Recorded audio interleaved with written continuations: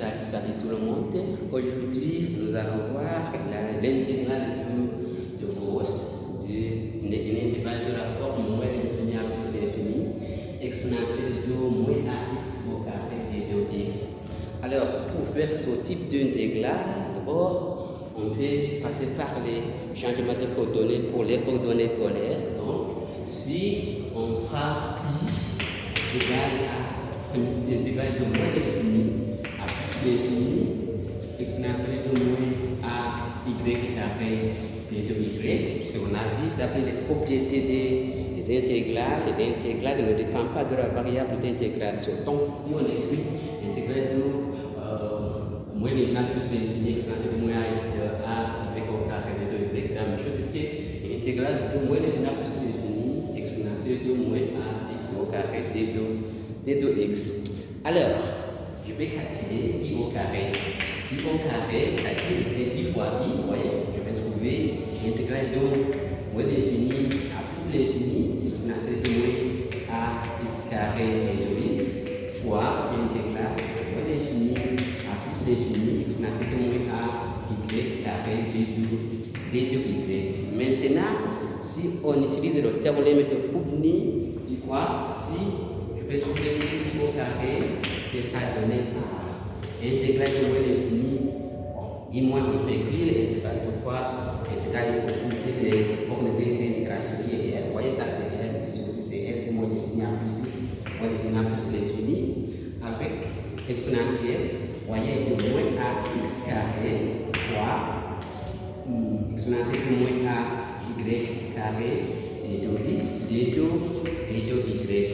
Si nous avons exponentielle, multiplication avec aussi exponentielle, on additionne les exposants. Donc, si le moins à x, ça donne exponentielle de, ça montre aussi r, c'est le moins l'infini à plus l'infini, c'est exponentielle de moins à facteur de x carré plus y carré de 2x de 2y. Donc, le 2x que j'ai considéré ici, c'est sous forme d'une petite surface qu'on a considéré, puisque ce n'est pas. Nous avons l'intégrale aussi dit l'intégrale est double. Dans ce cas, on peut passer par le changement de coordonnées polaires. Alors, si on dit en coordonnées polaires,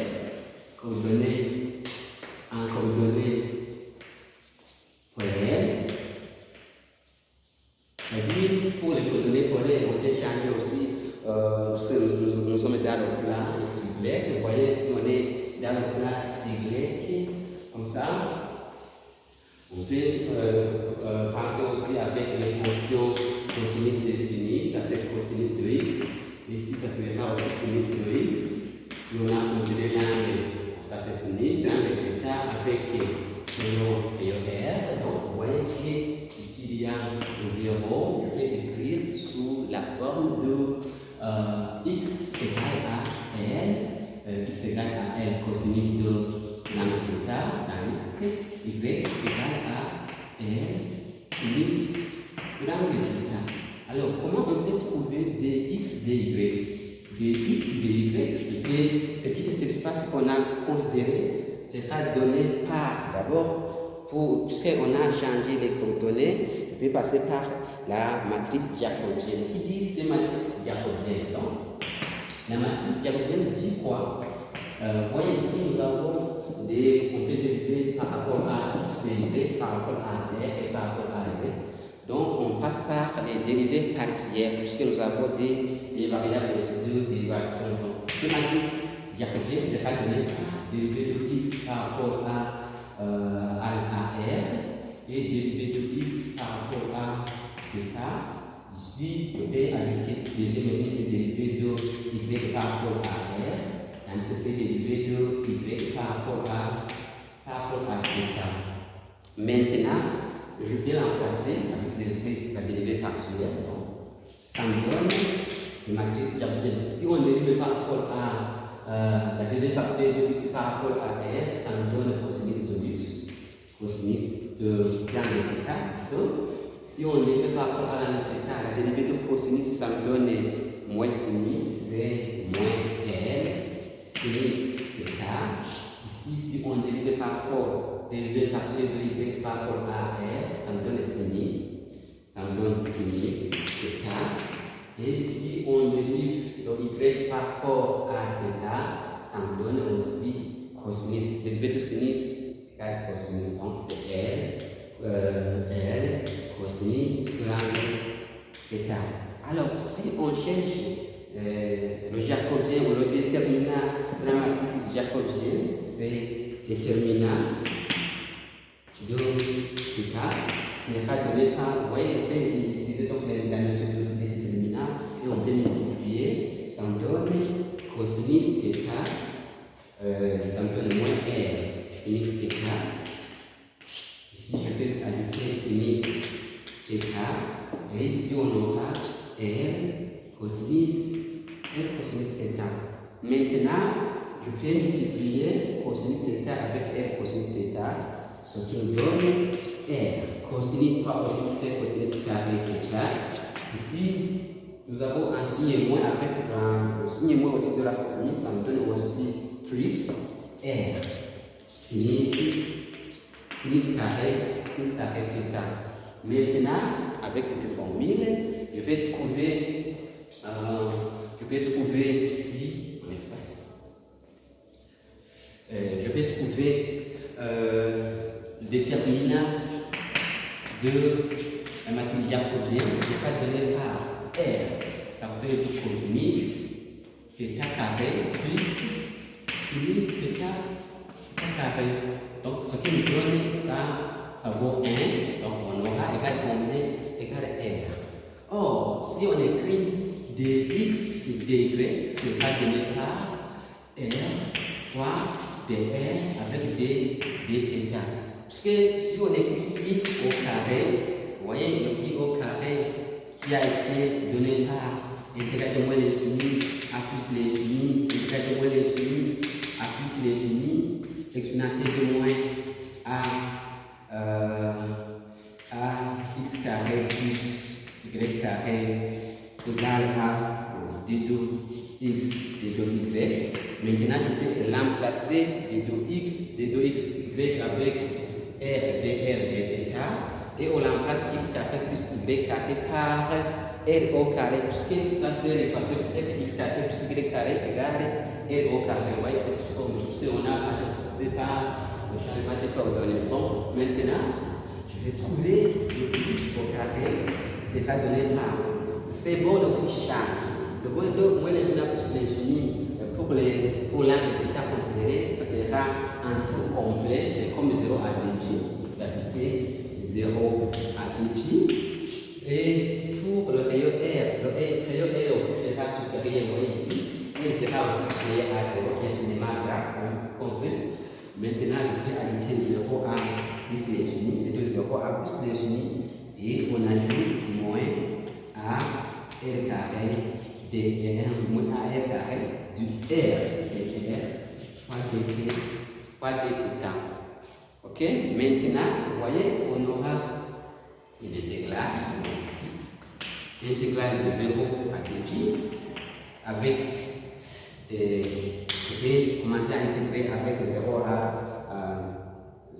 plus l'infini en utilisant aussi le théorème de Fubini, qui est cette intégrale départ de quadrat variable R. Maintenant, on ajoute R plus l'infini, R exponentielle de moins à R carré dr, et on peut terminer aussi avec dθ. Or, si on fait, par exemple, je peux poser comme cas la plus de primitive, ça me donne quoi?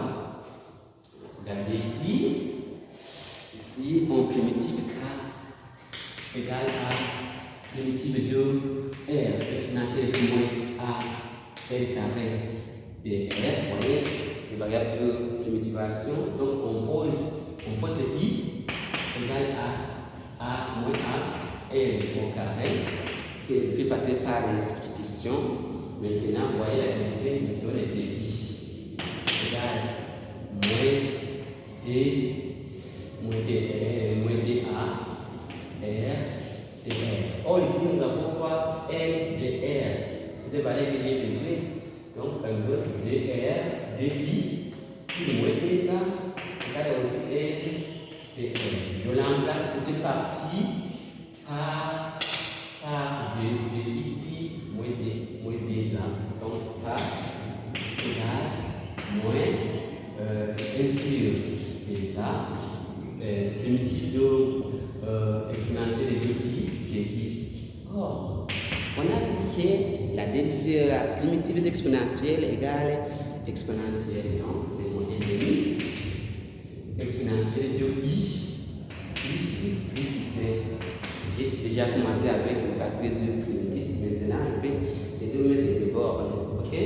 Ça sera moins 1, ça c'est ainsi 2 et a exponentielle. Pour le i, on a posé c'est moins a r au carré plus c.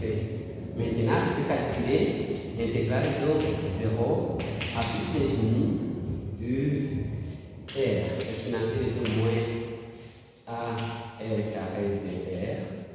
Cette intégrale sera donnée par quoi? Si on peut mettre les bornes nécessairement, c'est moins infini exponentielle de moins a r au carré avec une borne de 0 à plus l'infini. Si on remplace r avec plus l'infini, c'est r au carré, ça sera plus l'infini. Mais avec le signe moins, ça me donne aussi moins l'infini, ça sera moins 1,5. Moins 1,5, exponentielle de moins l'infini, moins exponentielle de combien? Si on remplace cette borne l'infini, le signe moins, vous voyez, je l'ai mis en évidence, moins 1,5, c'est ainsi 2. Il faut mettre 2 ici. Et ça me donne 0. Or, exponentielle de moins l'infini égale 0, ça me donne moins 1 sur 2a, 0, moins combien? Moins 1. Qui sera donné par 1 sur 2a. Maintenant, je peux l'emplacer avec ce forme ici, ce qui me donne, vous voyez, je vais effacer ici, on aura i au carré égale intégrale de 0 à 2pi. Donc, je remplace cette partie k par cette valeur 1 sur 2a, 1 sur 2a, et de quoi? Et de θ. Puisque c'est la variable d'intégration c'est θ, vous voyez, 1,5 sort, c'est 1,5, intégrale de 0 à 2pi avec dθ. Alors, maintenant, l'intégrale de 0 à 2pi de dθ, ça me donne, regardez ici, je vais trouver, c'est 1,5, les bords, c'est θ, primitive de dθ, c'est θ, avec les bords de 0 à 2pi. Ce qui me donne 1,5. Maintenant, on remplace 2pi avec θ, c'est 2pi, le 0 égale 2 puissance 2, ici il y a des a, excusez-moi, 2 puissance des a égale à pi si puissance a. Ça c'est la valeur de i au carré, ce n'est pas la valeur de l'intégrale de i. Donc pour trouver i, je vais dire i égale racine carrée de pi si a. Donc puisque ça c'est comme i au carré, vous voyez que i sera donné par racine carrée de i. Racine carrée de pi si a. Si vous avez aimé la vidéo, partagez cette vidéo et abonnez-vous. À bientôt.